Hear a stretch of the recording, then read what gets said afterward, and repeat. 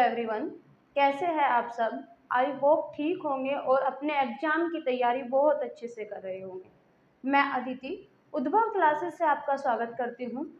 Guys, आज की जो वीडियो है बहुत ख़ास है, क्योंकि पिछले कुछ दिनों से मैं आपके लिए एक मुहिम चलाई है मिशन खाकी। मिशन खाकी में आपको अपने एग्ज़ाम से रिलेटेड वन लाइनर क्वेश्चन जिसका नाम है सफलता के पैकेट, वे देखने को मिलते हैं। इसमें आपको क्या है, सफलता के पैकेट में जितने भी प्रीवियस पहले एग्जाम में बार बार आ चुके हैं वे क्वेश्चन आपको मिलते हैं और उससे आप लोगों की तैयारी बहुत अच्छे से हो रही है। तो चलिए फिर स्टार्ट करते हैं हम आज का टॉपिक। आज के टॉपिक को स्टार्ट करने से पहले अगर आप मेरे चैनल पर नए हैं तो मेरे चैनल को सब्सक्राइब कर देना, और अगर आपको मेरी वीडियो अच्छी लगती है तो लाइक कर देना। इसके साथ साथ अगर आप लोग हिंदी में कोई प्रॉब्लम आप लोगों को आ रही है तो मेरे चैनल पर विजिट कर सकते हैं। वहाँ मैंने आपके लिए ट्रिकी हिंदी की कुछ वीडियो अपलोड कर रखी है, जिसकी हेल्प से आप लोग अपनी हिंदी को भी स्ट्रॉन्ग कर सकते हैं। तो चलिए फिर स्टार्ट करते हैं हम आज का टॉपिक। आज के टॉपिक में सबसे पहले हम पढ़ेंगे मिट्टी। तो मिट्टी से आप लोगों का क्वेश्चन ऐसा कहीं किसी भी एग्जाम में नहीं होता कि मिट्टी से रिलेटेड आपका क्वेश्चन नहीं आए। तो सबसे पहले हम मिट्टी के बारे में पढ़ेंगे। कौन सी मिट्टी? काली मिट्टी। काली मिट्टी बार बार आप लोगों से एग्जाम में पूछी जाती है। काली मिट्टी के नाम, अन्य नाम देख लेते हैं। रेगूर या कपास मिट्टी भी इसको कहते हैं। क्यों? क्योंकि ये कपास की खेती के लिए उपयुक्त होती है। उसके साथ साथ इसको हम उष्णकटिबंधीय चेरनोजेम भी कहते हैं। ये नाम बार बार, जो उष्णकटिबंधीय चेरनोजेम है, ये नाम अब ट्रेंडिंग में है, बार बार एग्जाम में आपसे पूछा जाता है। उसके साथ साथ इसका विस्तार कहाँ कहाँ है, किन किन राज्यों में है? मुख्यतः इसका विस्तार महाराष्ट्र में है, साथ के साथ पश्चिमी मध्य प्रदेश में और गुजरात में भी इसका विस्तार है। और इसका क्षेत्रफल, कितने क्षेत्रफल में यह मिट्टी फैली हुई है? 5.46 लाख वर्ग किलोमीटर में यह मिट्टी फैली हुई है। इतना एरिया इस मिट्टी ने कवर कर रखा है। इसके साथ साथ ये हमने पहले ही देख लिया कि कपास के लिए ये मिट्टी उपयुक्त होती है, कपास की खेती की जाती है। कपास मिट्टी इसीलिए इसको बोला जाता है। इस मिट्टी में लोहा, चूना, calcium, potash, aluminium, magnesium carbonate, इन सब तत्वों की क्या होती है? अधिकता होती है। और कमी किन तत्वों की होती है? नाइट्रोजन की, फास्फोरस की और जैविक पदार्थों की इस मिट्टी में कमी होती है। इसके साथ साथ क्या होता है, एक और इसकी क्वालिटी है कि इसमें तीव्र जल धारण की क्षमता होती है और इस मिट्टी को स्वतः जुताई वाली मिट्टी कहते हैं। यहाँ तक आपको क्लियर हुआ होगा। काली मिट्टी से आपके लिए कोई ना कोई क्वेश्चन आपको जरूर देखने को मिलेगा, चाहे किसी भी शिफ्ट में मिले। काली मिट्टी बहुत इंपॉर्टेंट टॉपिक है। उसके बाद बात कर लेते हैं लेटेराइट मिट्टी। लेटेराइट मिट्टी का जो निर्माण है वो कैसे होता है? उष्णकटिबंधीय भारी वर्षा के कारण होने वाली तीव्र विक्षारण क्रिया के कारण आपकी लेटेराइट मिट्टी का निर्माण होता है। जब बहुत ज़्यादा उष्णकटिबंधीय बारिश होती है तो वो क्या होता है, वहाँ से मिट्टी कट के एक जगह इकट्ठी हो जाती है, बह जाता है। जो हल्का पार्ट होता है, ऊपरी लेयर होती है, वहाँ से इसका निर्माण होता है।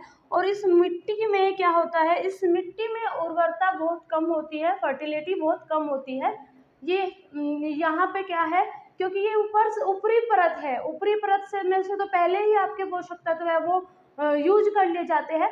तो इसमें क्या है, इस मिट्टी में उर्वर क्षमता या उर्वरता कम होती है। अब बात कर लेते हैं जलोढ़ मिट्टी के बारे में। जलोढ़ मिट्टी को हम कछारी मिट्टी भी कहते हैं।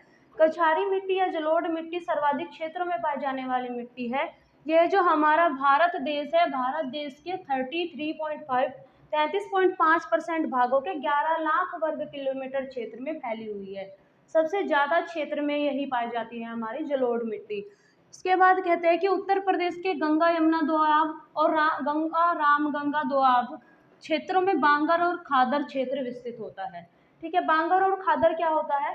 जो नदी वाला एरिया होता है, नदी वाले एरिया में जो मिट्टी बह कर आती है उससे वो मिट्टी फिर एक जगह इकट्ठी हो जाती है, और उस इकट्ठी होने के बाद वो क्या है, एक एरिया बना लेती है। जो पुरानी पहले बह के आई हुई मिट्टी है, जो प्राचीन मिट्टी है, उसको तो हम कहते हैं बांगर, और जो नया एरिया होता है उसको हम कहते हैं खादर। जो यमुना और गंगा के आसपास के क्षेत्र हैं वहाँ के लोग अच्छे से परिचित होंगे कि बांगर क्या होता है और खादर क्या है, क्योंकि यहाँ पे आप देखेंगे आपके यूपी में बांगर और खादर ये क्षेत्र आपके लिए बहुत मतलब आप लोगों के लिए बिल्कुल अपरिचित नहीं है, परिचित हो आप इस शब्द से, बांगर और खादर से।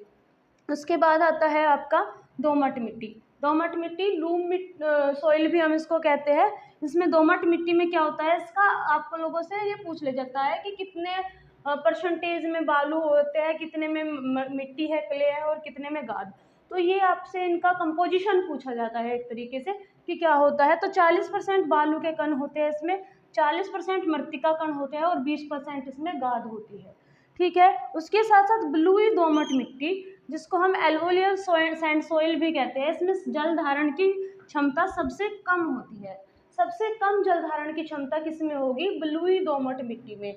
सबसे ज़्यादा किस में होती है, सबसे ज़्यादा अभी हम आगे पढ़ेंगे कि सबसे ज़्यादा किस में होती है, क्योंकि इसके जो क्रिस्टल्स होते हैं, इसके जो रबे होते हैं वो बड़े बड़े होते हैं, इसलिए उनकी जो वाटर को कैप्चर करने की या वाटर को एक तरीके से क्या बोलेंगे, मतलब पानी को धारण करने की जो क्षमता होती है, कैपेसिटी जो होती है पानी को धारण करने की, वो बहुत कम होती है, क्योंकि वो रेत है, रेत में से तो पानी बह ही जाएगा। तो ये चीज़ें, तो ब्लूई सैंड सॉइल में सबसे कम जल धारण की क्षमता होती है, ये चीज़ आप ध्यान रखना। लाल मिट्टी, लाल मिट्टी का ये पूछ लिया जाता है आप लोगों से कि लाल मिट्टी का लाल रंग किसकी प्रेजेंस के कारण होता है। ये क्वेश्चन आपसे एग्जाम में बार बार पूछा जाता है कि लाल मिट्टी का लाल रंग किसकी प्रेजेंस के कारण होता है। तो फेरिक ऑक्साइड की उपस्थिति के कारण लाल मिट्टी का रंग लाल होता है। किंतु जलयोजित, मतलब जब उसमें जल होता है, पानी भर दिया जाता है, तो वो मिट्टी पीली दिखाई देने लगती है। ठीक है, इसीलिए कभी कभी इसको पीली मिट्टी भी बोलते हैं। सिलिका व आयरन की बहुलता होती है इस मिट्टी में, क्योंकि आयरन तो होगा ही, क्यों, जब भी तो उसका लाल रंग है। फेरिक ऑक्साइड के कण है तो लाल रंग तो उसका, सॉरी, उसकी प्रेजेंस तो होगी ही। सबसे ज़्यादा कौन कौन से तत्व पाए जाते हैं, सिलिका और आयरन। ये चीज़, ये जो स्लाइड है, यहाँ से आपके 1 से 2 क्वेश्चन बनने के चांस बहुत ज़्यादा है।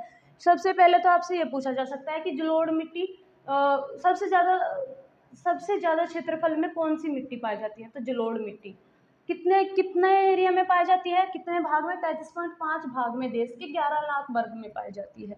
उसके साथ साथ आप लोगों से ये पूछा जा सकता है कि किन किन दोआब पे आपका ये है, गंगा यमुना दोआब में और गंगा रामगंगा दोआब में बागर और खादर है।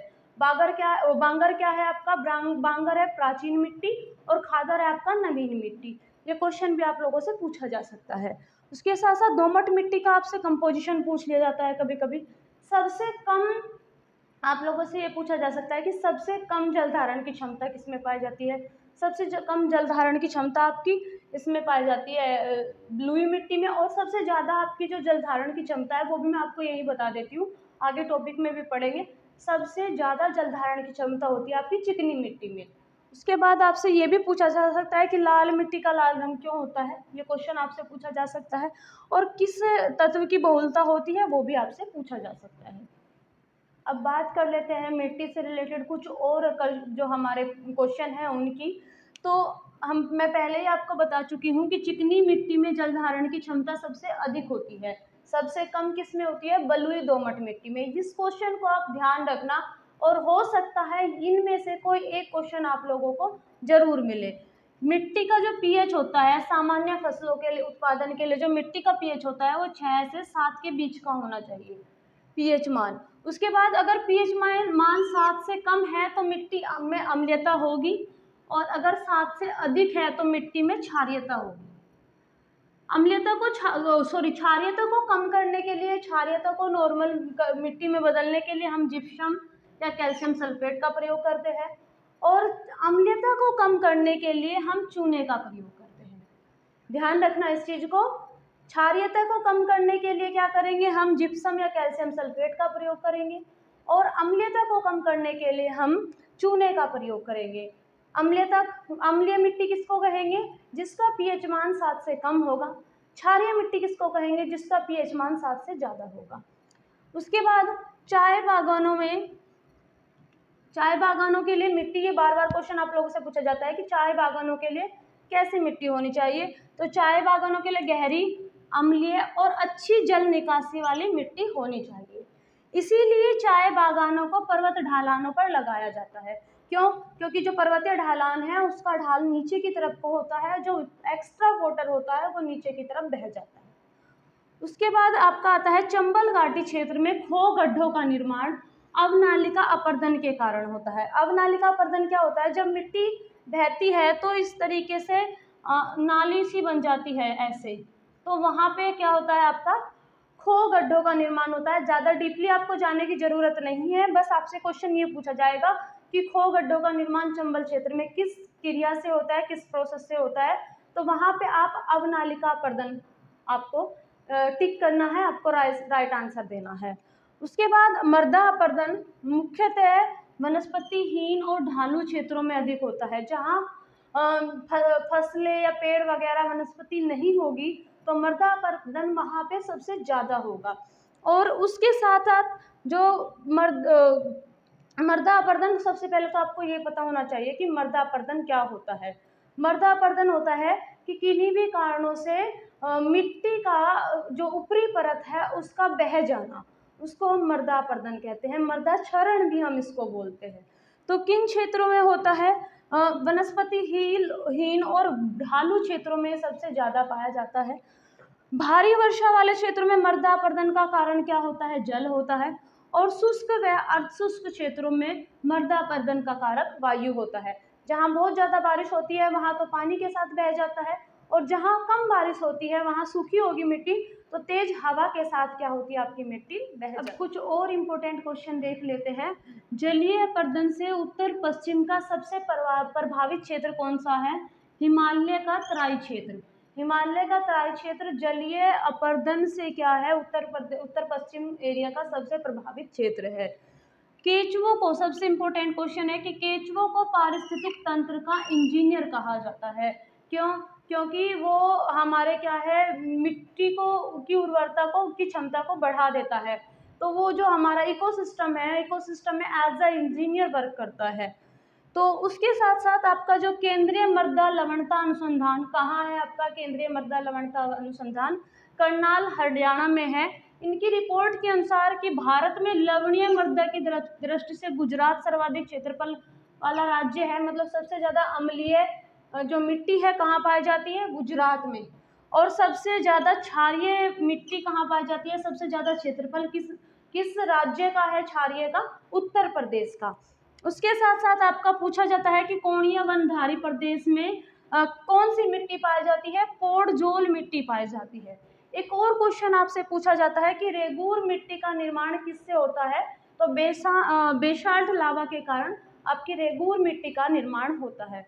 तो फ्रेंड्स, ये थी हमारी आज की वीडियो। अगर आपको मेरी वीडियो अच्छी लगती है तो लाइक कर देना और मेरे चैनल को सब्सक्राइब कर देना। उसके साथ साथ आप लोग कमेंट करके ये और बताना कि कल मैं आपके लिए किस टॉपिक पे वीडियो बनाऊं, ताकि मैं वो जो टॉपिक आप लोग बता रहे हैं उन्हीं टॉपिक से रिलेटेड आपके लिए वीडियो लेके आऊं। उससे आपका सबसे बड़ा बेनिफिट ये होगा कि जहां आपको ये लग रहा है कि हमारा ये पार्ट वीक है, तो वो आपका धीरे धीरे स्ट्रॉन्ग होता चला जाएगा। तो आज के लिए बस इतना ही। Thank you.